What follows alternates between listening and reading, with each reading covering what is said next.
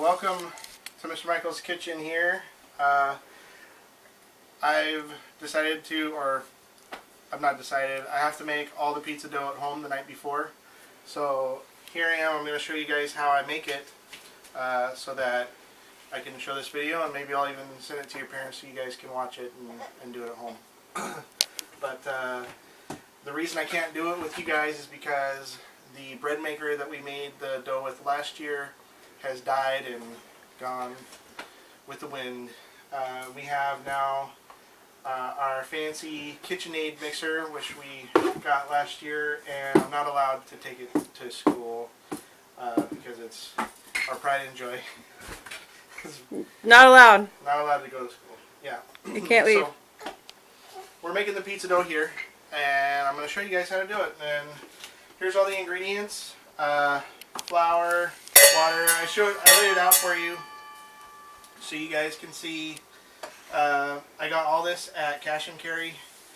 It's I'll talk about it more as we go through it. Okay, so first off, I put in warm or hot water, 3/4 of a cup, into our bowl here with a dough hook on. And if you have a bread maker, you can do this the exact same way, or if you do it by hand, you can do it the exact same way as well, but you're going to have to knead it a lot. Okay, so 3/4 of a cup of warm water in there, and the reason we do it in this order is because municipal water has chlorine and fluoride, which will kill the yeast, so we want to put the yeast in last so it doesn't kill it. So that's first. And then next I usually put in the sugar. So I bought a big thing of sugar, and here's two tablespoons of that, so that goes in. And then I also do about 2 tablespoons of olive oil. That's what this is here. And do it by eye there. 2 tablespoons. You guys might want to measure. That's how I do it. Then we put in the salt. This is we're using kosher salt. Again, I got this at Cash and Carry. You can get this at any restaurant, or not restaurant, excuse me, any supermarket. And so here I usually do 2 big pinches of salt, which is probably about a tablespoon, or probably half a tablespoon, about 2 teaspoons. Okay, and then next, excuse me, I have 2 cups of bread flour. And the reason we use bread flour is this is better for bread making, bread flour, because it has more gluten in it, which gives us that nice stretchy dough that we can stretch out and make pizza with. You can use other things, but this is what we use for us. It's good enough for us. If you purchase dough at a pizza restaurant, you can go and buy dough there. They use really high-end, high-gluten flour. This is just for bread making, so that's good enough for us. So there's most of our ingredients. Our last one that we're going to put in is a tablespoon of active dry yeast.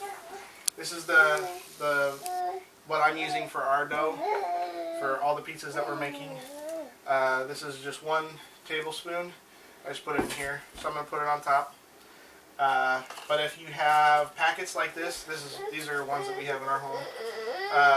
It's just 1 packet, which is about a tablespoon, or you can measure it out on a little one that you can get in the store like this.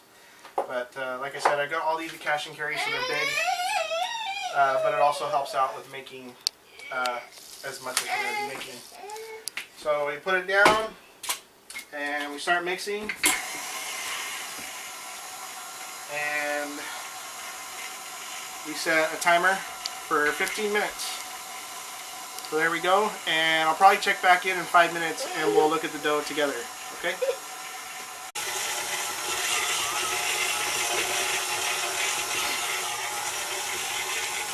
Okay, we've been going about 2 minutes here, and it's wrapped around the dough hook. And so what I usually do during that is you're going to have to move it down off of the dough hook. and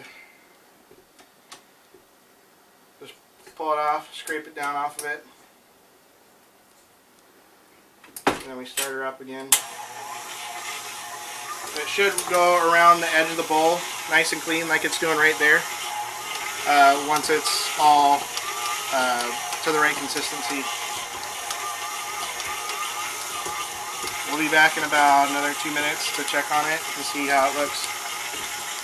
Okay, so we've been going about 5 minutes with this, and the dough is looking pretty good. So we're gonna take it out, take a look at it.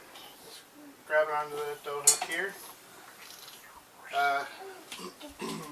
So here's what it's looking like. It's a little sticky. You can maybe hear it in my hands, and it's adhering a little bit to my hands. At this point, it's probably not ready, but we're going to show you. We're going to take a look and see if it's ready. We're going to do what's called a baker's window. You guys might have remembered this from last time. What you do is you hold it up to the light, and if you can see through it without any holes, see there's a little hole there, then it's ready. It's not ready just yet. So we're going to put it in for the rest of the 10 minutes. It's a little sticky, so what I'm going to do is if it's extra sticky, it all depends on the humidity and the temperature. Right now it's really cold, so it's the dough's going to act a little more differently than it would during the summertime. So I'm going to put in just a teaspoon of more of flour to help it roll a little bit better,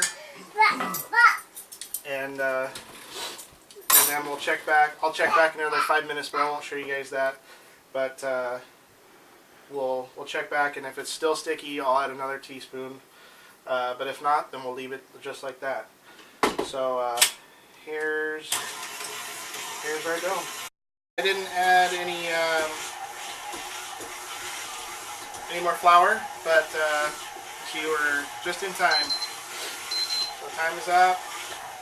Let's pull our dough, and I'll show you the last thing that I do.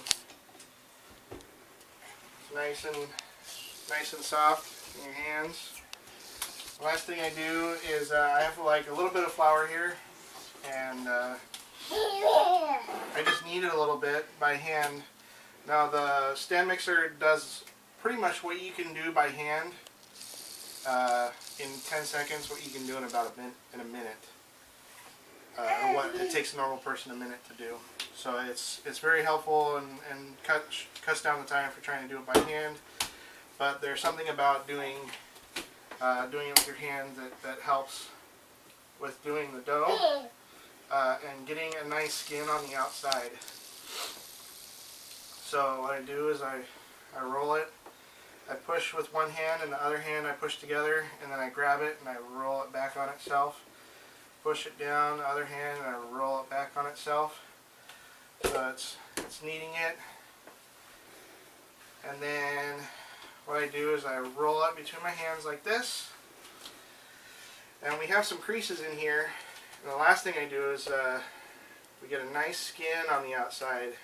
We kind of turn it in on itself, so it looks like I don't know, like a jellyfish.